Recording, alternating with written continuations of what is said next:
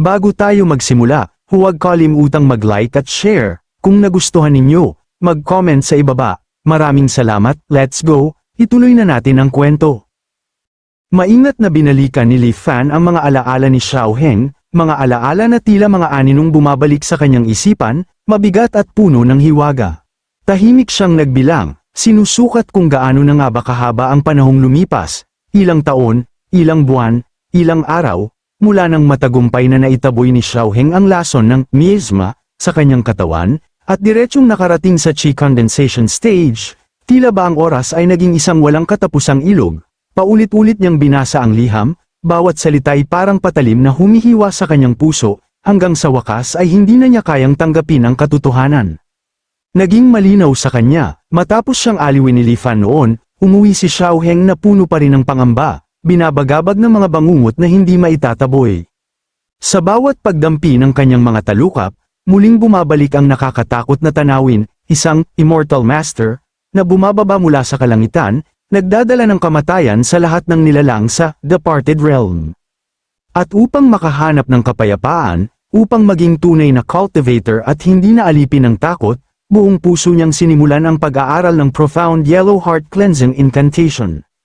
Sino ang mag-aakala, sa loob lamang ng wala pang isang buwan, nagawa niyang palayain ang sarili mula sa miasma, mag-isa, walang gabay, pagkatapos noon, nahulog siya sa isang mahimbing na tulog, tulad ng isang bangkay na walang kamalayan, sa loob ng ilang araw, nang siya'y magising, magaan ang kanyang katawan, at sa kanyang pagsasanay, matagumpay niyang naipadaloy ang Qi sa kanyang mga ugat.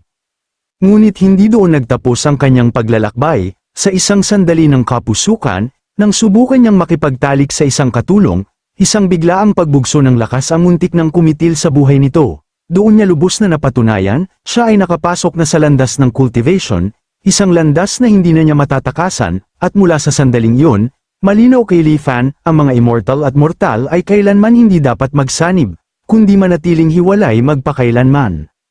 Pagkatapos umalis ni Li Fan mula sa spirit pool, nakasalubong ni Xiao Heng si He Zhenghao. Ang Immortal Master, saglit na nabahagya, ay nakaramdam ng panghihinayang, naisip niya, na sayang lamang ang kanyang mga mahalagang materyales, ginugol sa pakikipag-ugnayan sa isang matandang lalaki, kung alam lamang niya na haantong sa ganito, sana'y itinabi na lang niya ang lahat para sa sandaling ito, sapagkat ang aptitude ni Xiao Heng, ang kanyang likas na kakayahan, ay daang beses na mas mataas, mas maliwanag, mas dakila kaysa sa matandang yun. Nang tuluyang makumpirma na hindi nagsisinungaling si Xiao Heng, ang immortal na si He Zhenghao ay nabalot ng matinding pagsisisi. Walang pag-aatubili, agad niyang dinala si Xiao Heng, at magkasama silang umalis, lumulutang na parang mga anino sa hangin. Sa liham, buong puso't galang na nagpahayag ng pasasalamat si Xiao Heng sa proteksyon na minsang ibinigay ni Li Fan. Binanggit pa niya na narinig niyang inaalis din ni Li Fan ang miasma sa kanyang katawan, at matatag siyang naniniwala na malapit nang makarating si Li Fan sa Qi condensation, isinulat niya na mauuna siya sa Wanxian Island, at doon ay maghihintay sa pagdating ni Li Fan, at sa araw ng kanilang muling pagkikita, kahit abutin man ng 10,000 pagkamatay, hindi niya kailanman itatakwil ang tawag ni Li Fan. Ibinalik ni Li Fan ang liham, mabigat ang kanyang pag-iisip. Posible kayang isa si Xiao Heng sa mga maalamat na individual na sagana sa likas na talento, kahit walang patnubay, at nagkandara pa lamang sa sariling lakas, nagawa pa rin niyang makaabot sa Qi condensation stage, ngunit hindi natinag ang determinasyon ni Li Fan, ano naman kung henyo si Xiao Heng, sapagkat si Li Fan ay nakasandal sa isang bagay na higit na kakilakilabot, ang walang katapusang pagkakataong magsimula muli, ang kapangyarihang ipinagkaloob ng Truth Returning. Sa paghawak ng Truth Returning, anuman ang uri ng henyo ang humarap sa kanya, may ganap na kumpiyansa si Li Fan na sa huli, mapapatay niya silang lahat. Muling binasa ni Li Fan ang mga cultivation manual, at napagtanto na ang pinakamadali ang gawain sa kanyang harapan ay ang pagdirect ng Qi sa sariling katawan. Ngunit bago ang lahat, kailangan niyang maingat na pag-aralan ang 5 Spirit Qi Sensing Method na ibinigay sa kanya ni He Zhenghao. Ayon sa aklat, noong unang panahon, umiiral ang teorya ng Spirit Roots, tanging ang mga mortal na may Spirit Roots ang maaaring mag-cultivate.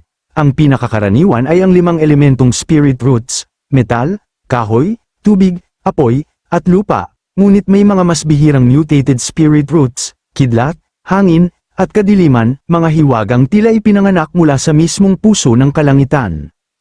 Ang mga spirit roots ay regalo ng langit, tanging ang mga pinapabura ng langit ang may kakayahang maramdaman ang mga batas ng kalangitan at lupa, at sa gayon ay magkaroon ng karapatang maghanap ng Tao at bumaba sa pagka-immortal, ngunit ang mga mortal ay hindi mabilang, samantalang ang mga may spirit roots ay kakaunti, halos kasing bihira ng mga bituin sa madilim na gabi. Para sa nakararami, ang cultivation ay nananatiling isang pangarap na walang katuparan, isang mithiin na hindi maabot.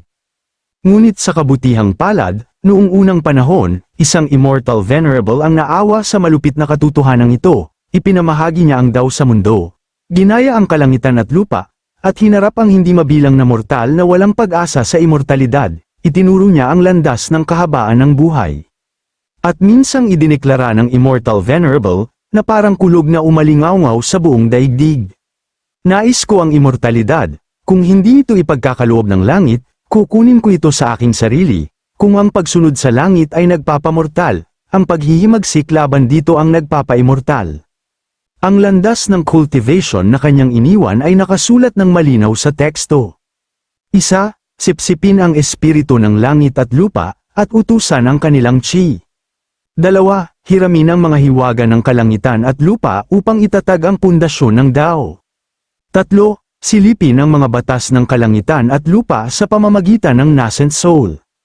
4. Kunin ang ubod ng kalangitan at lupa, at agawin ang espiritu nito.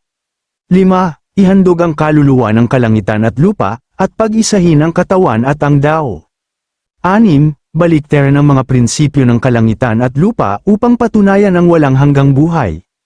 Nang matapos basahin ni Li Fan, lumuwag ang kanyang kamay at bumagsak ang libro sa sahig, parang bigat ng sansinukob ang kasabay na bumagsak sa kanyang dibdib, nabagabag siya, sapagkat ang cultivation system na nakasaad ay lubos na naiiba sa anumang naisip o pinangarap niya. Sa sandaling yun, ang mga kakaibang detalye na dati kanyang binabaliwala ay biglang nagkaugnay, nagiging isang nakakatakot na kabuuan sa kanyang isip. Mula nang makipag-ugnayan siya sa mga cultivator ng mundong ito, may hindi maipaliwanag na pagkabahala na palaging bumabalot sa kanyang puso. Ngayon, malinaw na sa kanya kung bakit ang heavenly Tao ng mundong ito ay tila may mahinang ngunit napakalaking pagkamuhi sa mga cultivator. Maaaring ito ang batas na nagsasabing hindi maaaring pag-aralan ng higit sa isang tao ang mga immortal techniques. Maaaring ito rin ang nakakatakot na phenomenon kung saan ang kamatayan ng isang cultivator ay nagdudulot ng isang heavenly broadcast na nakikita sa loob ng 10,000 li, o marahil ito ang kakaibang immortal mortal miasma na nakatago sa mga mortal, na lihim na sumisira sa mga cultivator. Lahat ng ito ay nagtuturo sa iisang nakakatakot na conclusion. Ang cultivation sa mundong ito ay hindi pagsunod sa langit, ito ay isang matinding paghihimagsik laban dito. At ang huling linya ng aklat ay umalingaw-ngaw, paulit-ulit, parang kulog na walang tigil sa isipan ni Li Fan. Baliktaran ang mga prinsipyo ng langit at lupa upang patunayan ang walang hanggang buhay. Pagkatapos nito, ang nilalaman ng aklat ay nagtala ng 5 spirit chi sensing method. Sinasabi nito na kung ang isang mortal na naalis na ang immortal mortal miasma ay nabigo pa ring i-direct ang chi sa katawan, may isa pang landas, maaari nilang pilitin na palakihin ang kanilang sariling 5 spirits, sumipsip ng spiritual energy ng kalangitan at lupa, pinuhin ito, at sa gayon ay makarating sa chi condensation stage. Ang tinutukoy na 5 spirits ay ang 5 likas na damdamin ng tao, kasakiman, takot, galit, puot, at galak. Ang mga damdaming ito ay nakatago sa kaibuturan ng puso ng tao, walang hanggan, hindi nauubos, at walang katapusan. Ang 5 Spirit Chi Sensing Method ay ginagamit ang mga emosyong ito bilang parehong muibong puwersa at gatong, ina-cultivate ang root of heaven and earth sa loob ng dantian. Kapag nabuo na ang root of heaven and earth, ito ay mag-uugnay sa dantian ng cultivator ng direkta sa kalangitan at lupa. Mula noon, maaari nang pilitin ng cultivator na hilahin ang spiritual energy at gawin itong sariling kapangyarihan. Ang mga may pambihirang aptitude ay maaaring mag-cultivate ng root of heaven and earth sa loob lamang ng isang araw at gabi, agad na tumutuntong sa landas ng immortalidad. Ngunit kahit ang mga walang anumang aptitude sa cultivation, sa pamamagitan ng walang sawang pagsisikap araw-araw, ay maaari ring mabuo ang kanilang sariling root of heaven and earth sa loob ng 10 taon. Gayunpaman, sa kabila ng lahat ng pagsisikap, 3 buong taon ang lumipas, at hindi pa rin matagumpay na naidirect ni Li Fan ang chi sa kanyang katawan. Ang 5-spirit chi sensing method ay nakasalalay sa paggamit ng matitinding emosyon upang pasiglahin ang pagbuo ng root of heaven and earth, ngunit si Li Fan, matagal nang nag-cultivate ng profound yellow heart cleansing incantation at kalaunan ng heart refining incantation. Dahil dito, ang kanyang mga damdamin ay naging kalmado, pigil, at mahigpit na kontrolado. Ang 5 emosyong yun, kasakiman, takot, galit, puot, at galit, ay naipon ng paunti-unti, ngunit hindi sumabog. Dahil sa matagal na pagkakakulong sa loob ng bahay, nagpa siya si Li Fan na gumalaw kaysa manatiling tahimik, lumabas siya upang maglakad-lakad, umaasang baka ang mundo sa labas ay makapukaw sa kanyang puso. Sa daan, isang tinig ang biglang tumawag, "Elderly." Napalingon si Li Fan sa pagkabigla, at doon nakita niya ang ship captain na minsang nakilala ilang taon na ang nakalipas. Mainit siyang binati ng lalaki, puno ng galit at alaala. Bahagyang nagulat si Li Fan, ngunit agad siyang bumalik sa pagbati at nagtanong kung kumusta na ang mga bagay-bagay sa mga nagdaang taon. Tumawa ang ship captain at nagsalita, "Salamat sa tulong ni Li Fan noon, ang kita ng fleet ay napakaganda nitong mga nakaraang taon. Dahil sa kanyang mga gawa, maraming kabataan ang pumipila upang sumali sa fleet. Ang kanilang pagtrato at katayuan sa Liuli Island ay tumaas ng husto." Ngunit biglang naging komplikado ang ekspresyon ng kapitan. Sinabi niya kay Li Fan na siya at ang kanyang mga kapatid sa Kang Yuan Fleet ay naghahanda ng umalis sa Liuli Island. Nagulat si Li Fan, dahil sa maganda ang takbo ng kanilang buhay, hindi niya mapigil ang magtanong kung bakit. Mapait na ngumiti ang lalaki at nagsalita ng tapat.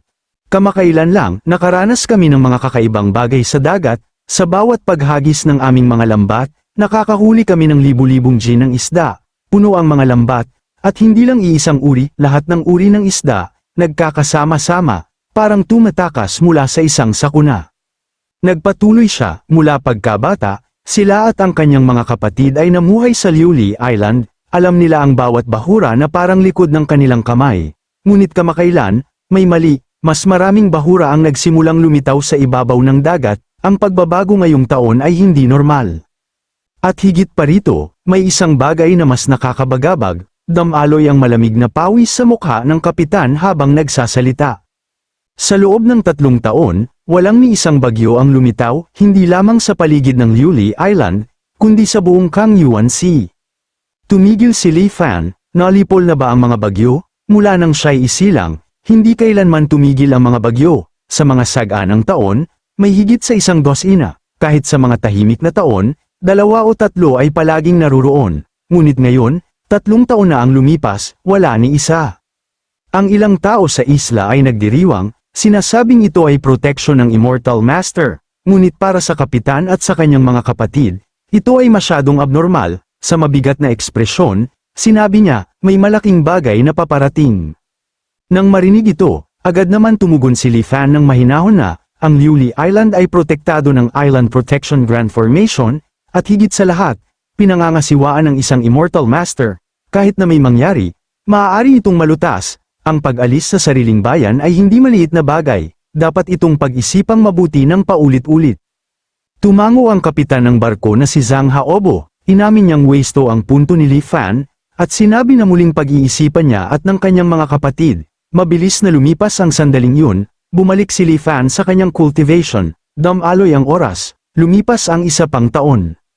Sa Ying Yushen, ang shopkeeper ay sa wakas nakapag-ipon ng sapat na merito at kapangyarihan, masayang-masaya, nagretiro siya sa Yelan Island, at kinuha ang posisyon ng Grand Shopkeeper sa headquarters ng 10 Treasure Tower. Kamakailan lang nasettle ang Yelan Island, at mananatili siya roon sa susunod na ilang taon upang patatagin ang sitwasyon. Nagpadala siya ng 1 tao upang maghatid ng liham kay Li Fan, nag-uulat ng magandang balita. Madalas ding nagpapadala ng mga liham si Xiao Heng, nagtatanong tungkol sa kalagayan ni Li Fan. Ang kanyang pag-unlad sa cultivation ay nakakatakot sa bilis, naabot na niya ang mid-stage chi condensation. Samantala, si Zhang Haobo ay sa kalaunan nagpa siyang umalis sa Kang Yuan Sea, naglakbay kasama ang ilan sa kanyang mga kapatid.